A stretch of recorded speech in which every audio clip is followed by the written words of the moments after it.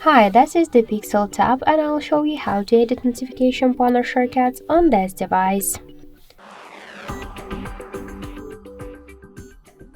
So let's first open the panel, and if you want to add here some options or remove some of them, or just to change the positions of the icons, you should tap to this edit icon. Here you will see this down section with all of the invisible options.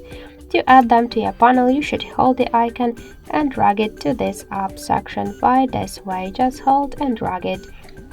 To remove some of the icons for some of the options from here, by the same way, hold the icon and drag it to the down. And to change the positions of the icons on the panel, hold it and drag it by this way. To reset all of the changes, tap to reset. To save all of the changes, just click to go back. So that's it. Thank you for watching, and if you find this video helpful, leave thumbs up and subscribe.